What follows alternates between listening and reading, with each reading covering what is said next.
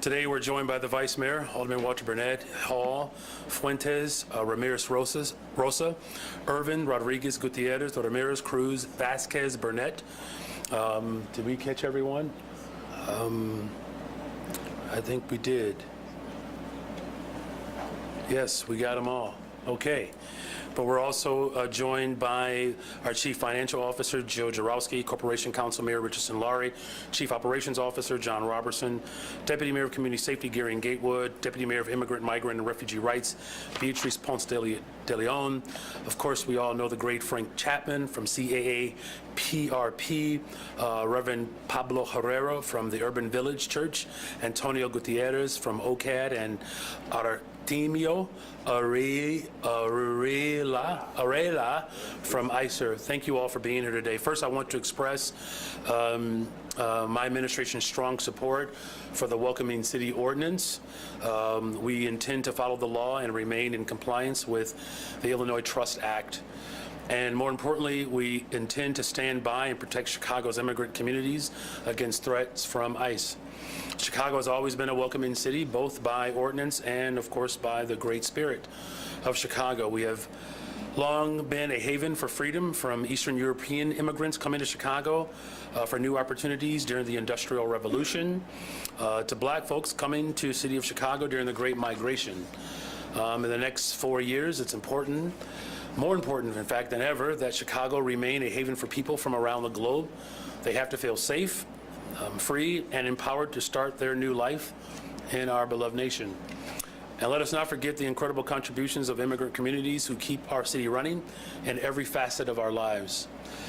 It is also our responsibility as government leaders to honor their contributions by offering them protection and freedom here. I'm glad the City Council stood by our welcoming city status today and reaffirmed our commitment to our immigrant communities. I appreciate the ongoing discussions in City Council for how we can best protect all of our people and all of our communities. Also in today's City Council, the important issue of the sale of hemp products to residents under the age of 21 was brought before us. These products have been found to target young people, and as a father and former educator, the health and safety of young people is paramount to me and to this administration. We thank Vice Mayor Burnett for his leadership on this important issue to make sure Chicago leads on banning the sale of these products to our children and our young people. While this ordinance was sent to the Rules Committee by Alderman Lopez, we are hopeful that the City Council will stand with the young people of Chicago and pass this critical step of regulating hemp, while we continue to work diligently with public health and safety experts on developing a comprehensive regulatory framework that centers safety and equity. Finally, I would like to take a moment to acknowledge that today we passed a resolution to honor the International Holocaust Remembrance Day, which will be on January 27th. It is important that Chicago and the world never forget the victims and their families, and I'm very thankful for Alderwoman Silverstein for her steadfast leadership. In non-city news, I want to take this moment to wish CTA President Dorval Carter all the best as he has announced his retirement after 26 years to this agency. Just last week, we stood together and announced that the CTA Red Line Extension Program is finally becoming a reality for the people of the South Side after it was proposed 50 years ago. That project is just one of many contributions his leadership has given to the CTA system, so we are grateful for President Carter. My administration looks forward to selecting a dynamic leader for CTA who will work with our partners and community members to ensure our transit system is efficient, reliable, and safe for all of our riders. I hope that we can further grow the CTA and public transit as well, so that all residents from every neighborhood are connected to our great city. I would like to acknowledge that today was an historic swearing in of the first hybrid elected school board in the city of Chicago. We congratulate the new board members and look forward to working with them to make sure that every single student in our Chicago public schools have equity and true opportunities. All of the services that other school districts in the state of Illinois have enjoyed, we fully expect and anticipate that that will become a reality for the people of Chicago. So thank you everyone again for being here, and I'm happy to answer any questions at this time.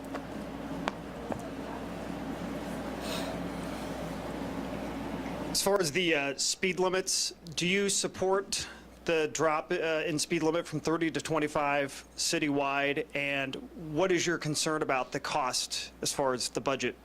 Well, first of all, I'm grateful for all of the advocates that have been, championing this issue for some time, and Alderman LaSpada has been, a real true leader in this moment. The City Council, as you saw with the resolution that was put forth, this working group to have continuous substantive conversations around how do we make sure that there is equitable distribution of services. Cost, of course, is something that will always be front and center when it comes to how we administer justice in the city of Chicago.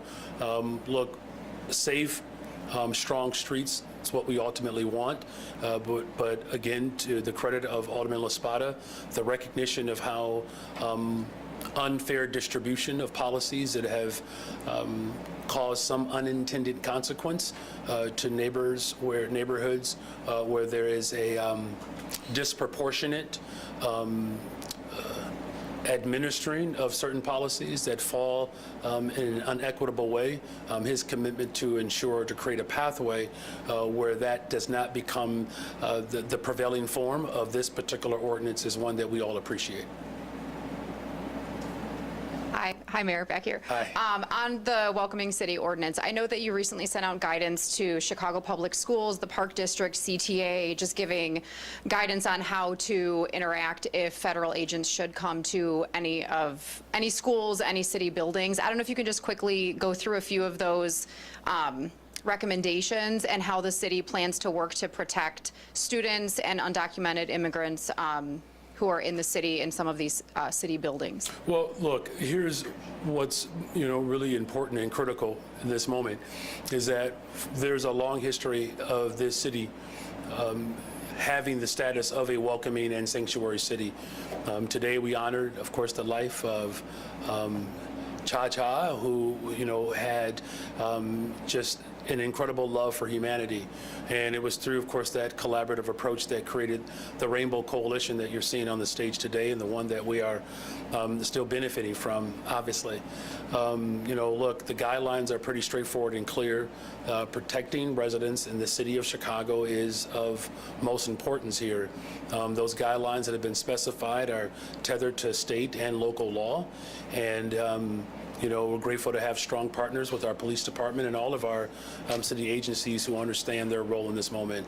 The last thing that I'll say, and I think what's most important here, is that the fear that has found its way in the city of Chicago because of the threats that are coming from the incoming administration, the people of Chicago can rest assured that the full force of government will do everything in its power to protect the residents of this city. Hi, Mayor. I was talking to Alderman Marty Quinn, and he showed me the municipal code that says that the city bans the sale of any non-prescription substance that has a chemical structure or pharmacological effect substantially similar to the active ingredient of marijuana or THC. Given that, how do we have dozens of stores that are selling just that? I've got calls into BACP and the law department to try to understand this law in light of all the stores that are selling. Yeah, well, the resolution... Definitely pharmacologically similar to it. Well, I appreciate your tone and your voice. I feel like I'm going to have a great conversation offline about this. Look, the ordinance that the Alderman Burnett put forward today, ensures the maximum protection and regulation.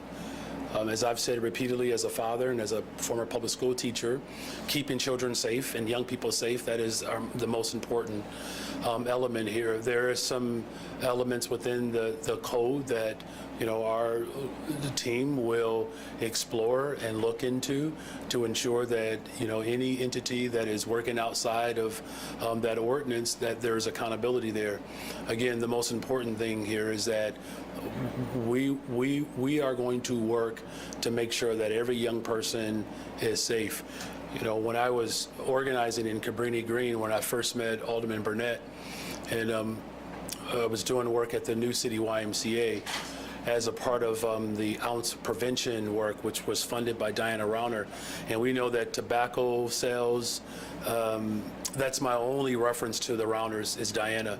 But the tobacco sales and alcohol that these marketing agencies were targeting particular groups was a part of the work that we were doing in Cabrini Green. So we are very much concerned about how industry targets particular groups and young people. These elements, of course, have proven to be harmful. So the strict regulatory practices that we anticipate will come out of this robust conversation. I'm just grateful that there are more people paying attention in this moment. With all due respect, do you, law bans it outright? I appreciate all of the respect that you are offering. What I'm simply saying is that we have put forth an ordinance, Alderman Burnett, and the whole point of that ordinance was to create strict regulations, around this particular substance. What we also recognize is that I know Alderman Quinn and Tabares put forth a measure today that would, potentially ban hemp and tobacco products in this particular region. So there's obviously a great deal of exploration, whether it's tobacco, hemp, or any other substance, quite frankly, that I don't use. It just doesn't make me, I hope don't come across self-righteous here. I'm simply saying is that there are products that people use that we have to have stronger regulations around. And that's what the goal and the effort of the ordinance that was introduced by the Vice Mayor today. Hi, Mayor. Hi. Do you have a sense of whether or how much the S&P downgrade will affect interest rates for your housing and economic development bond or other GO bonds you have planned this year? Yeah, I'm going to ask our Chief Financial Officer to speak to that. Jill? Thank you. We're not able to precisely say how much that's going to cost at this point. We have a wide range of ratings from single A to BAA minus for Moody's, which is essentially a triple B minus.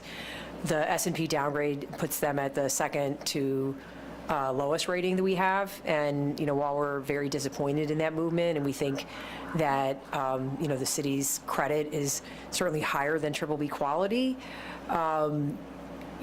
we do have a whole range of ratings, and I don't think that investors are looking at one single rating that is in the middle as determining the cost of our borrowing. Certainly, if our lowest credit rating were downgraded, that would be very significantly costly to us. But when the ones in the middle move around, it's not likely to cost us as much when we're in the bond market. And this year, you really emphasized how important the supplemental pension payment was. Do you plan on continuing that for 2026? And are you making any other plans or preparations to ensure other downgrades don't come? So I think we're going to be spending a lot of time working with City Council, with the budget director and others to make sure that we are putting forth sound financial policy and making choices that are good for the city in the long run. The things that could result in a downgrade are the things that are poor financial policy.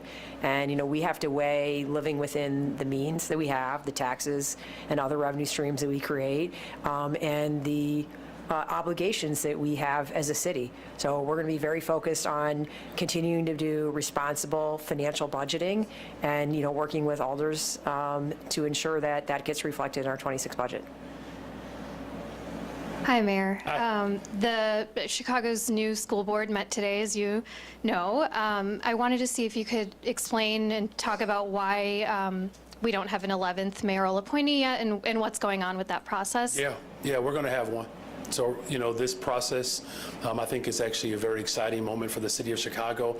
I'm grateful that I'm the first mayor in the history of Chicago to stand by an elected representative school board, to struggle to get us to this point as hunger strikers, as individuals who have fought back against the corporate takeover of our schools, privatization, all of these measures that have been proven to be incredibly detrimental and harmful to the people of Chicago.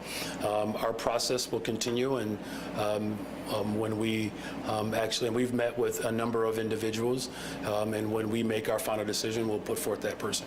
Can you say what's delaying that process or what's holding it up? I'm a very thoughtful person.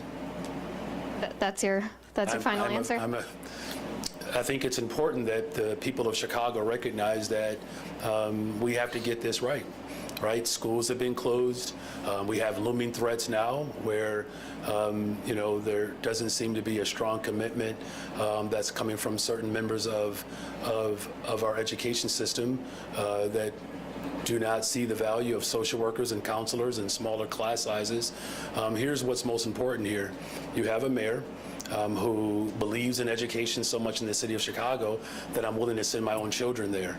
No other mayor in the history of Chicago has done that. I'm a parent, a former public school teacher, and we're going to find people who are not just qualified, but people who recognize the importance of this moment to transform our school district once and for all.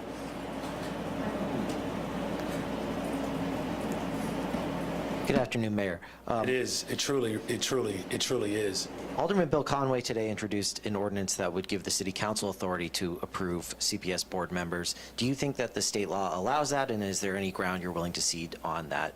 No, the state law does not allow for that.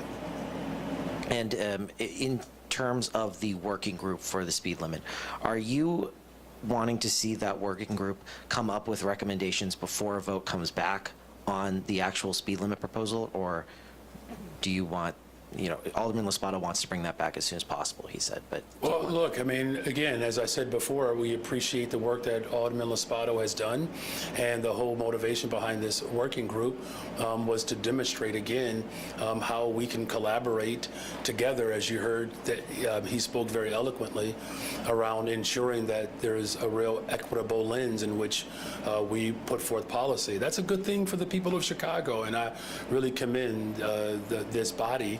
And you saw the resounding support around this working group to come up with, viable options and presentations that maximize safety, but also ensures that equity and justice prevails as well.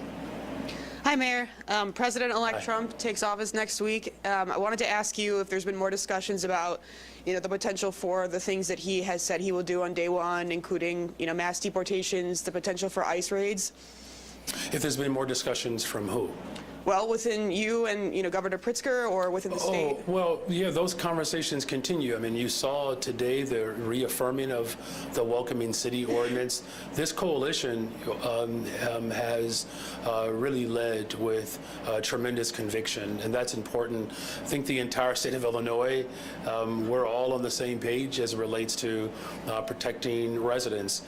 Look, I just think it's important, too, that we also acknowledge the threats around education, the environment, all right, the city of Chicago, 100% renewable energy to power our buildings, including both of our airports. I don't know how much you all have had a chance to watch some of these, nomination hearings. There are some disturbing things that are coming out of these hearings. And, if it were just one threat, I think that our response in this moment, we probably would have, a less arduous time fending off those threats. But what we do here in the city of Chicago, we recognize that there are multiple lanes of threats that we have to pay attention to. So we will continue to have those discussions with the state of Illinois and with our federal partners as well to ensure that the people of Chicago get maximum benefit in this moment and that all of our residents are protected.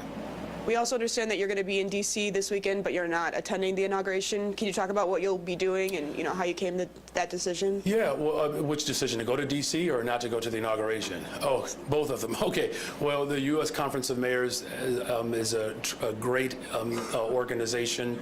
Had a chance to communicate with Mayor Bass and Mayor Cantrell, Los Angeles and New Orleans. Both of these two women are incredible leaders dealing with very extreme and severe circumstances.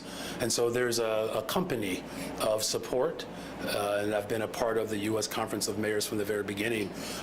One of my motivating factors for attending is that I want to call more attention to a number of things, but particularly behavioral and mental health services. This is a challenge that people are experiencing around the country. Housing and homelessness will be part of my agenda when I speak on Sunday, I believe. Workforce workforce and youth development is going to be a big part of that work. You know, just this last week, you know, we had an incredible moment by reopening the Roseland Mental Health Clinic. There are people right here that you're staring at who are part of the effort when the Emanuel administration, and quite frankly, every administration after Mayor Harold Washington has cut services to mental and behavioral health. So whether it's in Roseland, Pilsen, Alderman Irvin, the Legler Library, really, as the city of Chicago has led the way when it comes to expansion of mental and behavioral health. Our CARE program, providing mental health crisis intervention around the city. These are transformational moments that we are experiencing. And then, of course, the work that we are doing around housing, building more affordable homes, social green housing, the way we have creatively put together this bond, the largest investment for housing and economic development. I'm going to try to get all of that in while I'm there. And then as far as the inauguration is concerned, you know, look, I have to get back to the city of Chicago to make sure that my kids continue to adjust to having to get up, having stayed up to 4 o'clock in the morning for 2 weeks. And I don't want anybody to judge me. There's not a parent out there who did not have their children up all night during the holiday break. And if you were able to get your children to bed on time during the holiday break, holler at me. Hi, Mayor. Hi. Would you consider a meeting with Tom Homan? You know, look, I think, look, I appreciate the question. You know, as a public servant, it's my responsibility to show for the people of Chicago.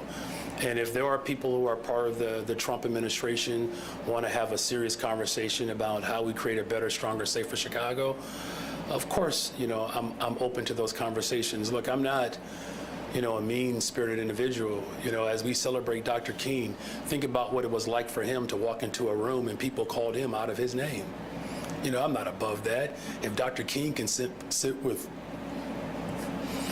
individuals that did not recognize his being in his honor, I will sit with anybody, even if they don't recognize my being. How would that conversation go? How would you envision that going? I don't know, maybe start off with a game of Uno. Good afternoon, Mayor. Good afternoon. You said you're open to a congestion tax. Can you talk about why and whether it would make more sense for that revenue to go toward CTA's budget or the city's? Look, I think we're open to all forms of progressive revenue in ways in which we can, you know, be more environmentally sound. You know, as far as the direction of where revenue should go, I think every single person on this that you're looking at today could make the case for revenue to go into a variety of areas. So, you know, without getting too far ahead of ourselves, just know that my team, finance team, is having regular conversations with members of the General Assembly, including the governor's team, around a host of ideas that we should all consider to make sure that working people's interests are ultimately protected. Do you think it makes more sense? You know, as the city of Chicago continues to grow, you know, we're going to certainly have to have, you know, real conversations about how we make sure that traffic flows in a way that maximizes all of the investments. There's a good reason why people are putting forth this idea, is because, you know, we're sitting at, what are we, 2.7 million people, almost 2.8 million people in the city of Chicago. Conservatively, 400,000 more people can come to the city of Chicago.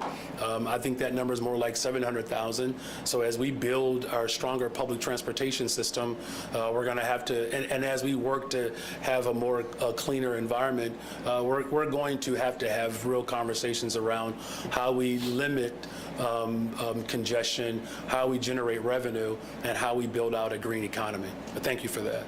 Hey, Mayor. Hey. What do you say to critics who don't think that you took the warnings of credit rating agencies seriously enough during the budget process? I did. I did take it seriously. Senate Transportation Committee Chair Ram Villavalam said the phrase, "no funding without reform," to us Friday while discussing Dorval Carter's successor and the CTA. What do you think about what he said? Do you agree? What does reform at the CTA mean to you? That's a good question. So we are committed to reform. We believe in it. And our team is going to continue to have those conversations around what reform looks like.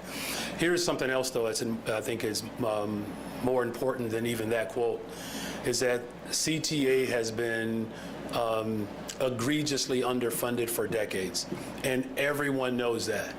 I believe, we make up, 70% or so of the largesse of our public transportation system for the entire region. I think we're getting about 30% in return of that. That's not equity. So that's what reform could look like, right? An equitable distribution of the city of Chicago's worth and its value as it relates to the public transportation system. And I'm glad that we have partners in the state of Illinois that recognize when you have working people in the city that ultimately moves the rest of the state to have conversations around those levels of reform to make sure that people of the city of Chicago are not shortchanged and they're not jumping over the space where you make payment to ensure that we get our just due. Hi, Mayor. Hi.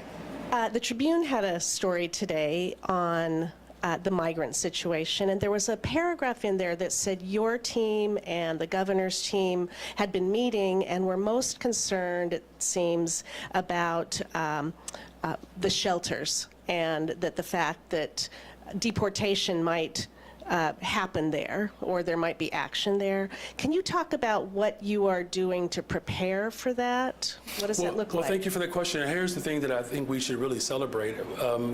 Working with the state, working with county government to respond to this mission, as difficult as this mission was and has been, we would not have gotten through this without working together. What you saw from the governor of Texas was an attempt to break our spirit here in Chicago. We rose above that attack and we actually built a system of care for Chicagoans and those who are seeking refuge in the city of Chicago. I'm very proud of that work. As far as the work that we're doing specifically, Beatrice Ponce de Leon has done an amazing job, and she certainly can speak to some of that work. Bea? I want specifics. Yes, good afternoon. Certainly, people have raised the question of safety in the shelters, and I do want to say that at this point, there are no new arrival shelters anymore. The shelters have been merged and are all accepting anyone in need of shelter. But we are aware that there are some that have higher numbers of migrants. So the guidance that we are providing is based on the guidance that was released on Friday to external partners like the sister agencies. It really just instructs people to identify their own legal counsel, identify a lead person on site. If ICE were to show up, then you call legal counsel. There are certain things that you want to ensure that it is, in fact, an ICE agent that is approaching you. There are ways to verify that. We ask for a federal judicial warrant. This is all information that is really public knowledge, and it is covered by the Welcoming City Ordinance as well as by the Illinois Trust Act. So our job has been to work with the state to look at both the Trust Act and the Welcoming City Ordinance, provide that level of guidance. What was released in the email, in the press release on Friday, is what we're basing that on. And then each of those shelters, they're all operated by different nonprofit organizations at this point. They've all been turned over to CBOs, which was also a commitment that we made during the New Arrivals mission, was to make that transition. They will take that guidance and they will fill in the blanks and operationalize it so that they're prepared when people come to, if ICE were to show up at those locations. Great, thank you very much. And then, Mayor, can you tick off maybe the 3 most important issues that you see that the city needs to address in Springfield? Oh, yeah, sure. I mean, it won't be breaking news. I mean, if that's what you're looking for, I'm sorry to disappoint in that regard. But, look, I've said from the very beginning, education funding is important, particularly around the needs for transportation within our public schools, bilingual education, special education. We've had these conversations and established this framework with the governor, with the Senate president, with the Speaker of the House and other members. So that frame has already been established. You heard one of your colleagues speak about transportation, so that is top of mind for us. Clearly, there's a emerging area where there will be a lot more attention around hemp in particular. And look, there are some other elements that that we will also discuss, but had a great conversation with the metropolitan mayors, and grateful that I'm can't believe I'm about to say this, but I'm following in the footsteps of Richard M. Daley as a proud member of this Conference of Mayors, and we had a conversation around LGTF. Many mayors were not aware, like our city, that the grocery tax in particular will be repealed. And so it's not just the city of Chicago, but there are a band of municipal leaders that recognize whether it's revenue, education funding, all of these local municipalities are dealing with very similar challenges. So that's, top of mind for us, and, grateful that there are mayors all over the state of Illinois who recognize that our share of LGDF, which once upon a time was 10%, that is woefully underfunded. So these are our tax dollars that the municipalities are essentially generating, and the state has ceased control of those appropriations. So there will be a very rich and robust effort from municipalities, including the city of Chicago, to ensure that local government receives its fair share. Hey, Mayor. Hey. Happy first City Council of 2015. Yes, that's right. 25. This has apparently been going on so long, I'm already drifting. Well, at least you're listening and caught it. Somebody did. Thank you, Heather. Going back to the 11th school board member, it was my belief, and correct me if I'm wrong, that you were supposed to have appointed that person by today. Can you tell us how close you might be, and do you have a list of finalists that you're, trying to get down to one? So there have been a number of individuals that have they've been engaged by members of my team, and there are some interesting candidates that have emerged. One of the things though that I can say in terms of how close we are, what's most important for my team is getting it right. That's all. And look, I'll just be incredibly vulnerable here. It's a hard job. It is a hard job. It's a new position. The expectations are high, and our team is asking real serious questions to ensure that the individuals who are raising their hand, have what it takes. It's an incredible amount of time, and in any elected post, but this is an elected, appointed, volunteer post. Right, and so ensuring that the full reflection of my vision for education in Chicago, which look, I can't underscore how transformational this moment is, and I know there are people who are feeling a way about the direction in which we're going, and I understand, right, because there's a level of fear that sets in when people have done it one particular way, though it has come up short. That's where people are comfortable with. So this entire process to ensure that the full vision that the people of Chicago have, that they voted for, when I stepped up to say, as a parent, as a former teacher, we're going to transform our school districts to ensure social workers, counselors, psychiatrists, psychologists, small class sizes.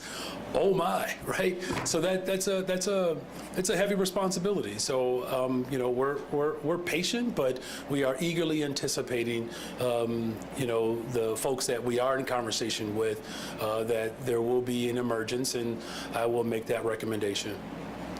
There was a report out where ICE was saying, in essence, this mass deportations that Donald Trump is calling for would require so many more agents. They would need so many more, lockups to handle all that.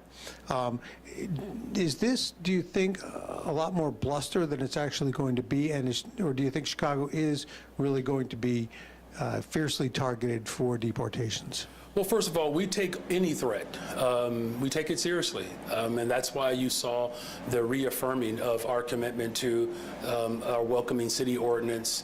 You saw a reaffirming and a recommitment or stronger commitment to that ordinance. Now, look, you've already seen some level of capitulation from the Trump administration.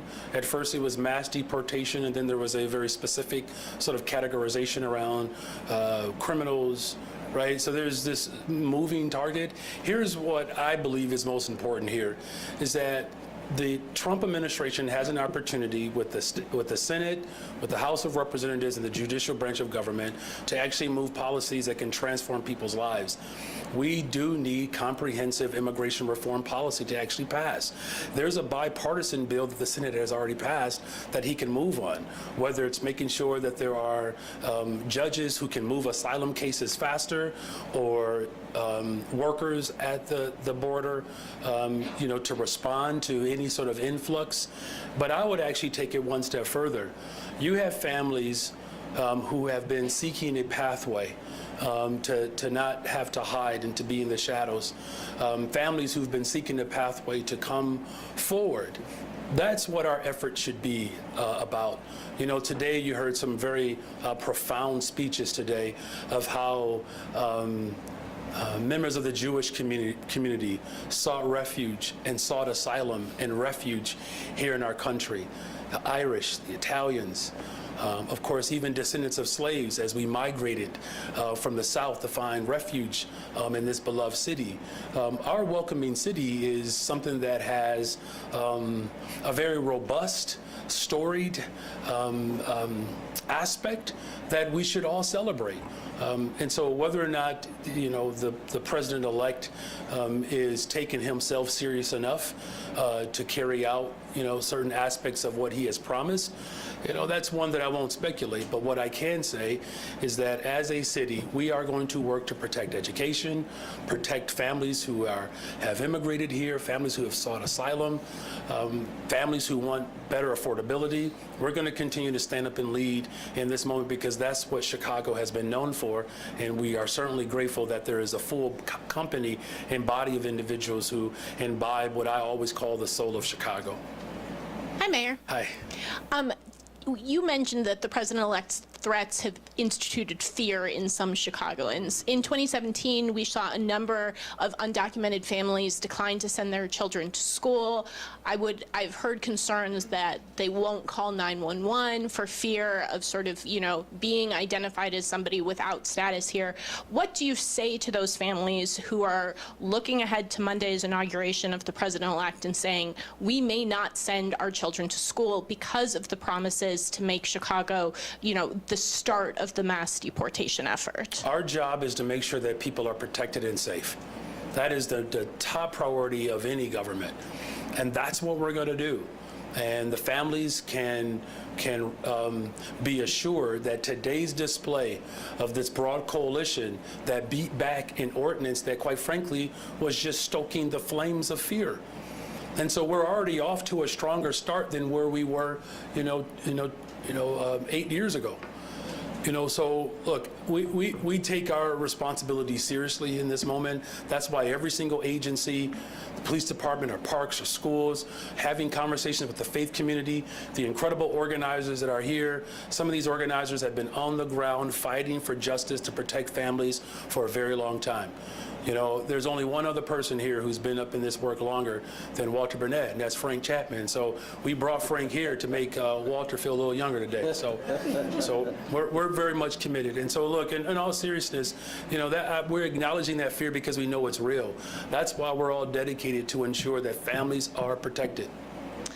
Shifting gears a little bit, today the City Council approved more than $38 million in settlements alleging a wide range of police misconduct, including a combined 56 years of wrongful incarceration for 3 Chicago men.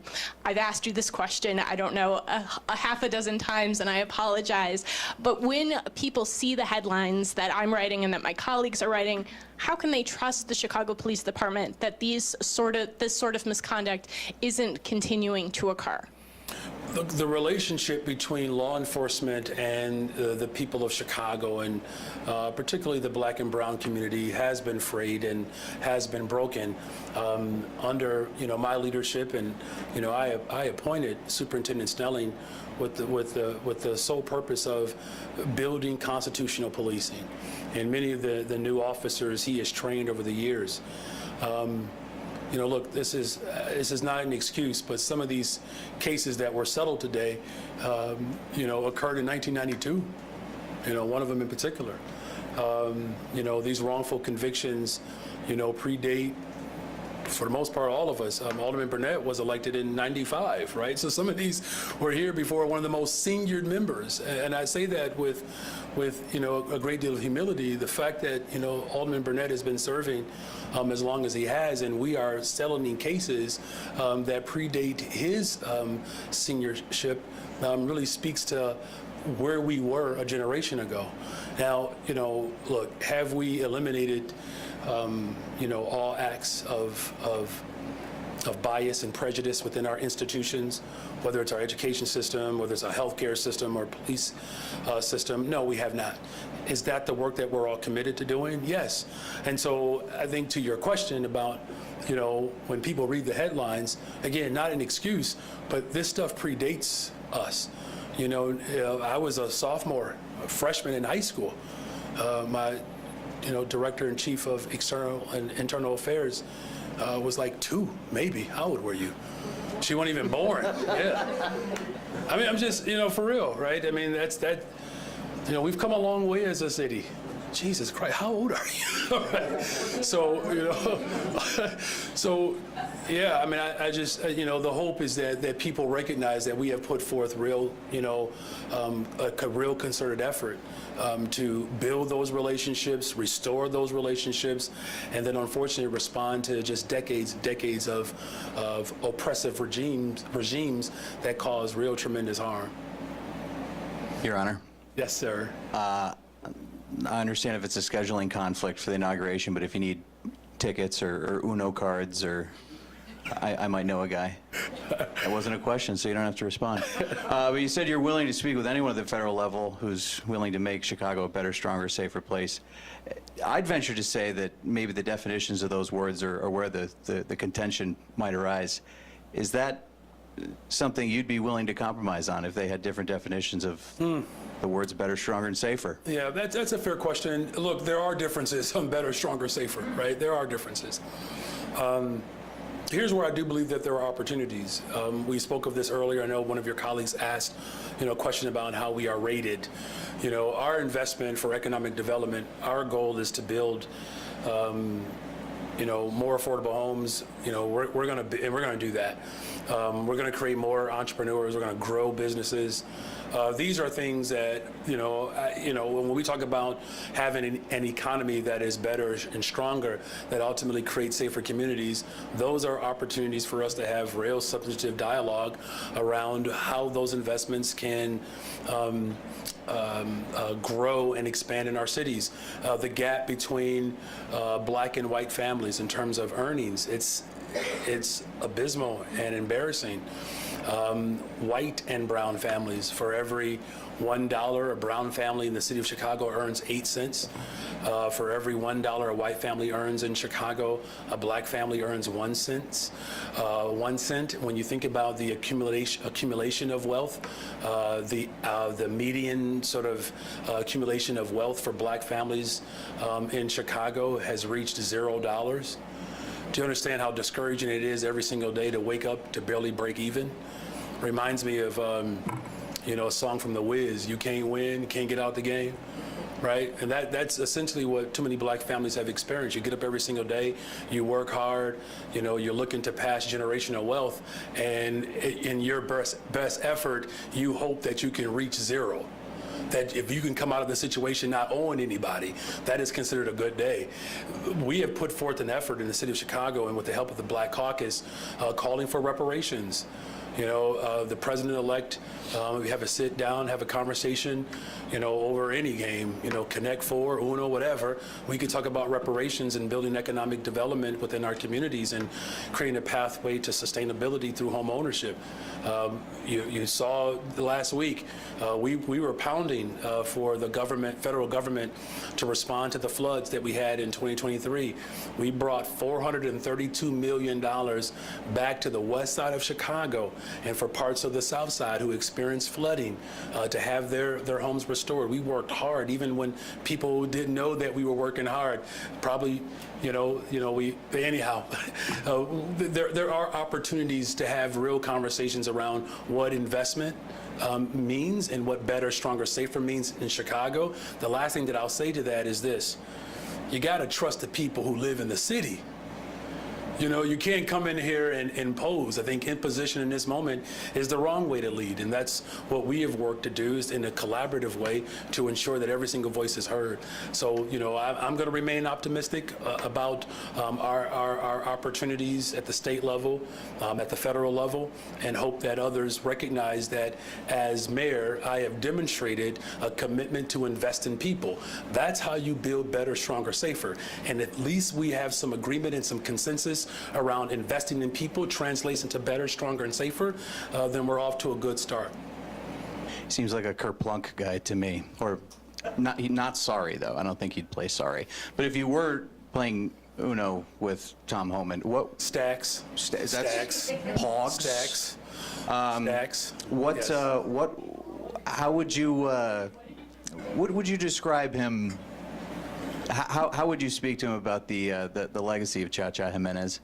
And does the Welcoming City Ordinance, while it includes all people, does it also include coyotes? Well, let me just say this, though. I mean, first of all, you know, the Rainbow Coalition, you know, that we spoke of today earlier, there's beauty and joy in knowing that there was an entire generation committed to ensuring that City Council would reflect rainbow, and it does today, right?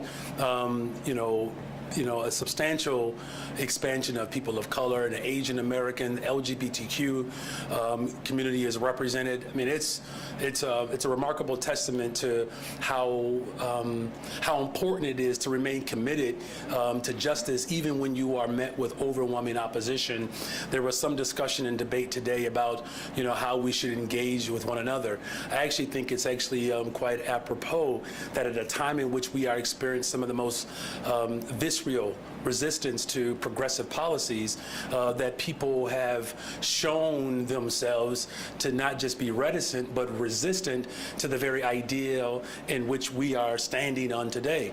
And so that's why I'm very much motivated by whether it was Chairman Fred or Cha-Cha or Dr. King or William Beavers, who recognize that a Rainbow Coalition is the surest way to justice in Chicago. I would tell that story, and look, Chicagoans, we deal with a lot. We're tough.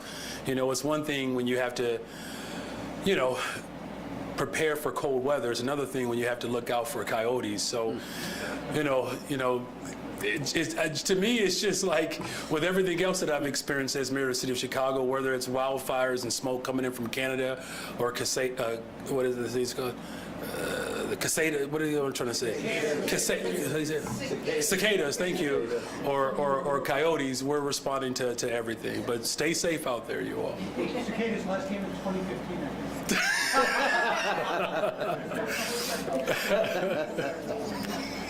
Hey, Mayor. So Bally's wants a property tax break, 12 years. They say, they need it to get going on that project. You apparently appear to have not at least signed on to support that yet. They introduced it today without your support. Why haven't you supported that? What's the opposition? Do you think that you could eventually support it?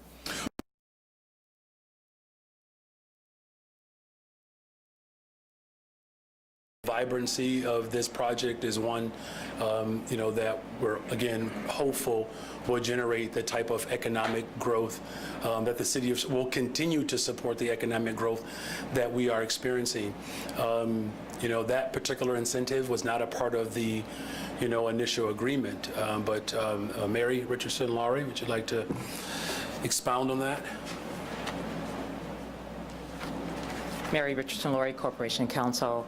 The host committee agreement that the city entered into precluded that very thing. Indeed, the backstop from a financial standpoint, there's the parent company of Bally's has guaranteed the contract. And it is on that basis that we move forward. We then cannot go back to 7B classification. 7B classification precedes an agreement, should there have been one considered at the time. It was not. Indeed, it was specifically excluded. I assume that this has been communicated to Bally's, right? And they still went forward with it today. They spoke to labor, they're in support. They say this isn't controversial, let's get it going.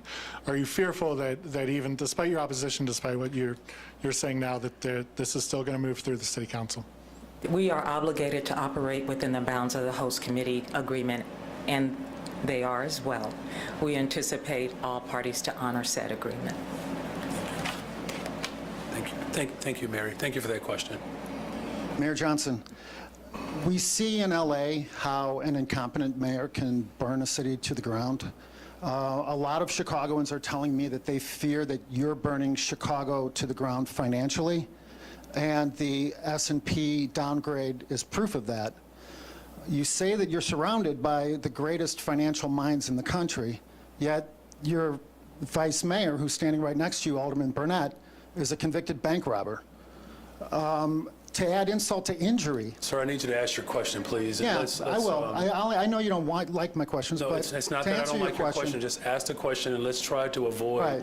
being insensitive as well as dismissive. I think bank robbery is insensitive, but Okay, ask your question. that's a difference of opinion, perhaps. Your wife, for example, to add insult to injury, spent 80,000 taxpayer dollars remodeling a, quote, First Lady office. She sits on a $5,000 First Lady chair, yet no one that I've interviewed so far has any idea what she's doing. Yeah. The question, before you cut my mic apparently, is what have you learned, if anything, from Los Angeles Mayor Bass's incompetence?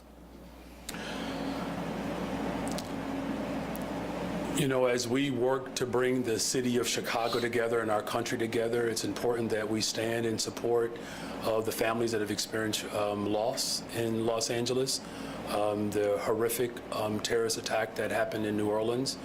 Our thoughts and our prayers and our efforts have to be to ensure that as a nation that we come together and that, you know, we don't use these moments of tragedy to further invoke divide.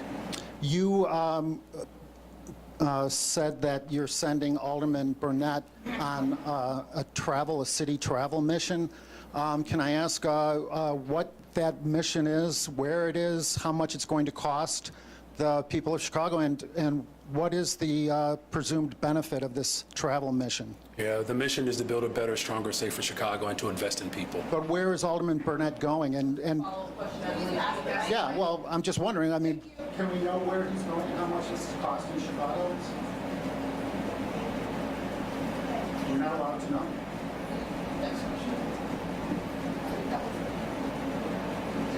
So speaking of reparations and other Holocaust, multiple sources maintain that none of that $500,000 that was budgeted for studying up instead of paying up on reparations has been spent. So what's happening with that? What's the real lowdown about that? Yeah, thank you for that question. So right now, our chief equity officer has been leading the effort with community partners to formulate advisory committees that will help instruct and guide those efforts. And so we expect these committees to be ultimately established in this first quarter. Okay. And this is a question from your constituents. So it appears that you're willing to be put up under the jail for ignoring the 1798 Alien Enemies Act, which was last applied by Harry S. Truman. So they want to know why you're more willing to go to jail for that than to go to jail for paying up on reparations. Well, you know, again, we've made a commitment to how reparations will look in this city, you know, and there are a lot of laws that were passed during that time that you're referencing that would not have permitted this stage. So any law during that time period is subject to change, and any amendment during that time was subject to change. And this is a special shout out to my son who's in finals right now for his AP government class, as he has to remember all of our amendments. All the best, Owen. Well, good luck on that. and Thank you happy very Carnival. much. Okay, no problem. But one quick final question. How come everything that has to deal with hemp and fucking tobacco? Hey, Mark, respectfully, you already have asked your 2 questions, so if you come back next week, we'll get a chance to engage again, okay? But why is it connected with black? Thank you, please. Because the hearing for it is going to be on the 20th, which is Martin Luther King's birthday. All right, thank you. I was wondering what your reaction is to news of a tentative ceasefire agreement between Israel and Hamas, and do you have any concerns about how incoming President Donald Trump's administration will oversee implementation of that agreement? Well, let me just first say, the loss of life, the bloodshed has just been, absolutely horrific from the initial attack, terrorist attack by Hamas against the Israeli people. And, as a city, we stood firm in our support, condemning that attack. We were also able to, demonstrate a great deal of leadership. From the very beginning, my administration has been very clear about the releasing of hostages and calling for a permanent ceasefire. We see this as, a real opportunity and moment to have stability in that region. But as I said, the city of Chicago, we led the way, calling for a permanent ceasefire and the releasing of hostages. And, again, the stability of that entire region is something that is of benefit for the entire globe. Switching gears a little bit, the RTA, they're proposing having more control over CTA, PACE, and Metra's budgets while allowing those agencies to still oversee their day-to-day operations. Are you in favor of, that proposal to grant RTA more authority instead of potentially consolidating the agencies? Well, what I've said earlier, and here's what's most important, here's what we are in favor of. We're in favor of the city of Chicago receiving its equitable distribution of resources to have a safe, reliable, and affordable public transportation system. We'll continue to have these substantive conversations around ways in which we can continue to have reform. I appreciate the thoughtfulness that people have provided in this moment, but again, our system is woefully underfunded. There are ways in which we can transform that, and that's what our focus has to be, is fully funding our public transportation system to ensure that, one of the largest economies in the world, where our growth continues to be very much apparent, that we actually have a fully funded system that speaks to the growth that we are experiencing.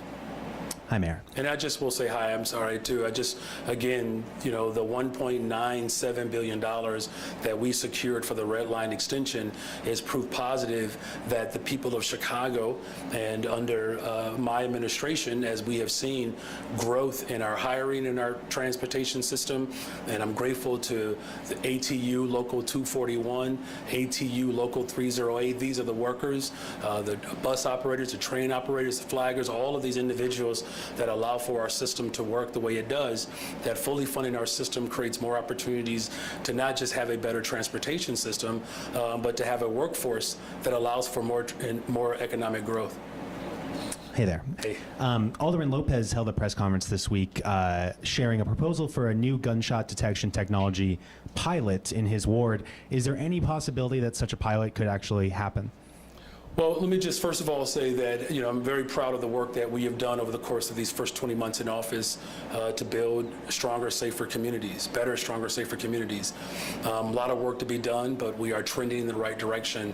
The full force of government has to show up in order to secure our communities in a way that has long-lasting, sustainable impact. As far as a particular pilot program, I'll let my Deputy Mayor Garen Gatewood speak to that. Good afternoon. Good afternoon. No, he doesn't have the authority to run a pilot in his ward. There is a structure that everyone goes through in the city of Chicago to have pilots run. It goes to the Office of Procurement, the Department of Procurement Services. You also have to work with the Department of Law, Chicago Police Department, the Office of Public Safety Administration, the Office of Emergency Management Communications. All of the pilots that we will run have gone through a process through our RFI that closed a couple of months ago, and we're gearing up for our work to release the RFP. So we'll continue our work to move that forward. But no, there's not a standalone pilot that we're running as ward. Just a quick follow-up. Is there a timeline for when that RFP could officially be issued? Soon. Very soon, actually. Any more specifics on soon? We are working through the final portions of it, so relatively soon. Good afternoon, Mayor. Good afternoon. You've been very patient. Sorry you're the last question. Oh, that's okay. I haven't aged much since. So, You look about as good as you did in 2015, Craig. to what degree does the credit downgrade for the city give you concern about seeing debt increase for the Chicago Public Schools? Well, let me just say this. First of all, the structural damage that we inherited is real, right?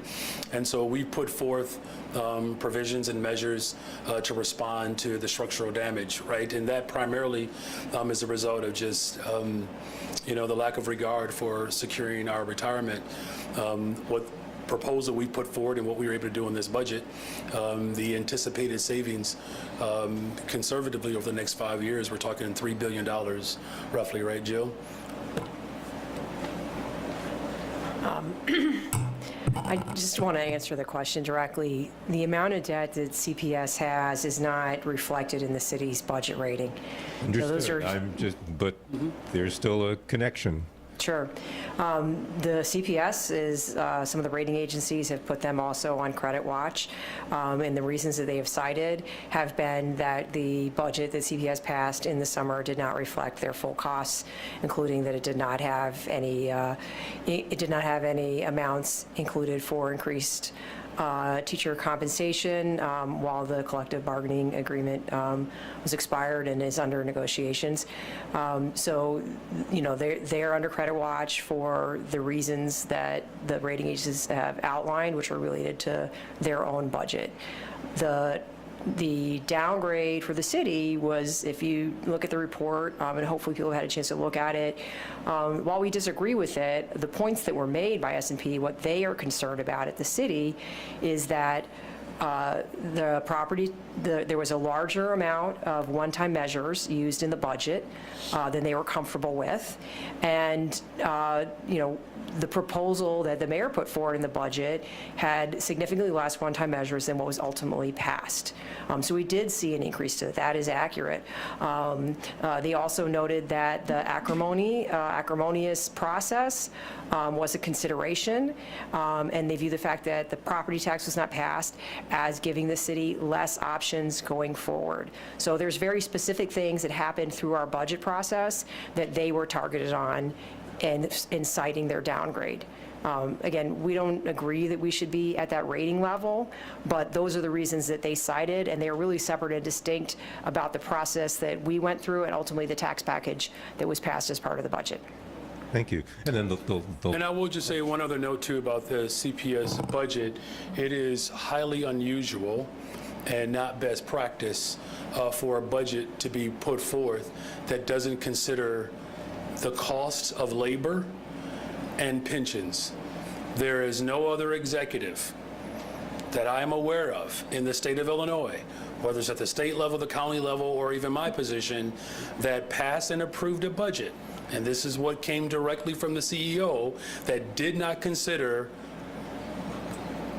the salary and the compensation for workers and pensions. That is unprecedented.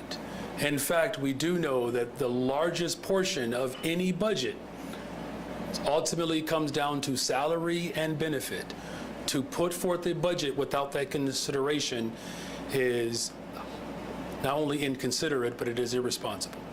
Then let me just follow up on that directly.